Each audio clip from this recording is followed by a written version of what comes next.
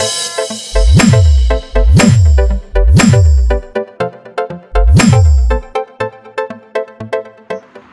Back to Raghu physics classes. आज हम लोग को चर्चा करना है वह एक बहुत ही अजूबा बात है। जैसे मान लीजिए हमको कांटी चुभता है, तो आप देखिएगा कांटी चुभने के बाद आपका हाथ वहां पर रुकता नहीं, ऑटोमेटिक खींचा जाता है।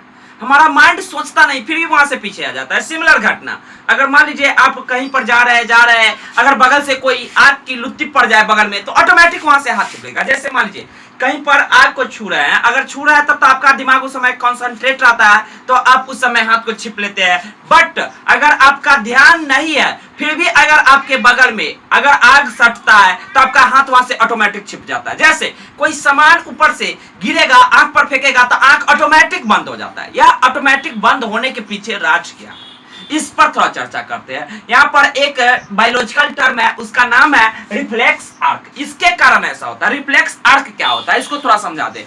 जैसे मान लीजिए कि आप अगर सोचते हैं कि फलना सामान को टच करे, जैसे बोर्ड है, बोर्ड को अगर टच करे तो आपका माइंड कंट्रोल कर रहा है आपके उंगली को, तो उंगली जाके इसको टच कर रहा है। फिर आप कहते हैं हटाइए, तो हटा लेता है। यानी माइंड के कोऑर्डिनेशन के अनुसार, माइंड के नियंत्रण में यह हाथ है आपका कि यह बोर्ड को टच कर रहा है, हटा रहा है। बट यहीं पर अगर कोई कील होता, कील बोले तो कांटी, अगर आपका ध्यान न पड़े, अगर बाय द वे आप दूसरा कोई वर्क कर रहे हैं, सिंपल कोई वर्क कर रहा है, इस पर अगर धोखा से भी हाथ, अगर बाय द वे मिस्टेक से भी इस पर हाथ पड़ेगा, तो ऑटोमेटिक आपका हाथ ऐसे पड़ेगा, चुभेगा, तो ऑटोमेटिक हाथ पीछे हो जाता है। ये पीछे होता है, क्यों होता है? तो रिफ्लेक्स आर्क के कारण। अब रिफ्लेक्स आर्क को समझा देते थोड़ा।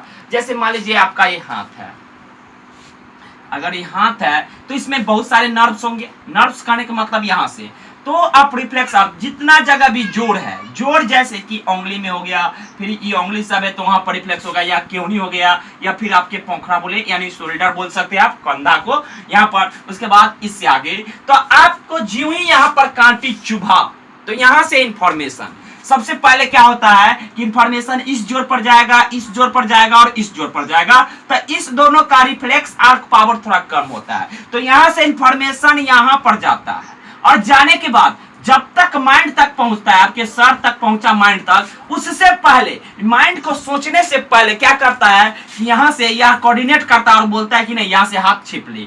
इसीलिए ऐसा माइंड को बिना सूचना मिले हुए ही अगर आपको यहाँ पर कांटी चुभे तो आपका हाथ ऑटोमेटिक पीछे छिपा जाता है, क्योंकि यहीं से लौट जाता है रिफ्लेक्स आर्क। अब इसका थोड़ा हिंदी टर्म समझा दे।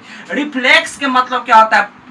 परावर्तित बोल दे तब, यानी लौटा देना बोल दे तो, यानी आर्क। आर्क के मतलब क्या होता है? तब बंद चाप। कौन सी बोल सकते हैं यहाँ पर? बंद चाप, यानी यहां से रिफ्लेक्स आर्क हो जाता है। जैसे यहां से अगर कांटी चुभा तो यहां से कोऑर्डिनेट, यहां से कुछ इंफॉर्मेशन जाएगा तो माइंड तक पहुंचेगा, माइंड सोचेगा तब तक आएगा, उससे पहले यह कंट्रोल कर चुका होता है और उसके बाद इसको इंफॉर्मेशन जाता है। इसीलिए अब कभी भी आपको हाथ या आग पर पड़ जाए या कहीं पर गैदा में पड़ रहा है, तो उस समय आपका पैर ऑटोमेटिक छिप जाता है। जैसे पैर अगर कोई गुजगुजाने वाला चीज पर पड़ता है, तो उस समय भी आपका पैर क्या होता है, आपका माइंड सोचेगा, उससे पहले पैर छिपा जाएगा। जैसे मान लीजिए कि अगर जा रहे कहीं पर कांटी चुभ गया पैर में, तो आपका माइंड के सोचने से पहले वहां से पैर उठ जाएगा, तो उस समय आपका रिफ्लेक्स आर्क का काम कौन कर रहा था? आपका जांघ के जो कोऑर्डिनेशन होगा वहां से रिफ्लेक्स आर्क हो रहा होगा। यानी सभी बॉडी का जो मेन अंग जहां से छिटकता है, जैसे दोनों जंगा हो गया, यहाँ हो गया, इस सब पर रिफ्लेक्स आर्क हो गया। अब देखिए जैसे मेरा आंख की बात कर रहे थे कि आंख पर जैसे मान लीजिए कोई सामान फेंकता है, तो हम माइंड सोचने से पहले ही क्या होता है कि हमारा आंख ऑटोमेटिक बंद हो जाता है। जैसे किसी पर फेंकिए तो ऑटोमेटिक उसका आंख क्या हो जाएगा? बंद हो जाएगा। मान लीजिए आप ही ऐसे करेंगे तो क्या लगेगा कि आपको हमारे आंख पर मारा है, तो आपका आंख ऑटोमेटिक बंद हो जाता है। इसके पीछे क्या कारण है? तो यह आंख का अपना एक कोऑर्डिनेशन पावर होता है, यानी बिना दिमाग के सोचे हुए वहां पर वह ऑटोमेटिक झपक लेता है ताकि आपको कोई घाटा होने से बच जाए। तो इसी प्रकार का वीडियो हम देखते रहेंगे, जो कि क्वेश्चन सब कुछ टिपिकली क्वेश्चन है, उस क्वेश्चन पर चर्चा करते रहेंगे। तो इस वीडियो में इतना ही रहने देते हैं और मिलते हैं अगले वीडियो में। तो आपसे एक रिक्वेस्ट है छोटा सा कि आप लोग प्लीज चैनल को सब्सक्राइब करें और इसी तरह के वीडियो देखते रहे। Thanks for watching.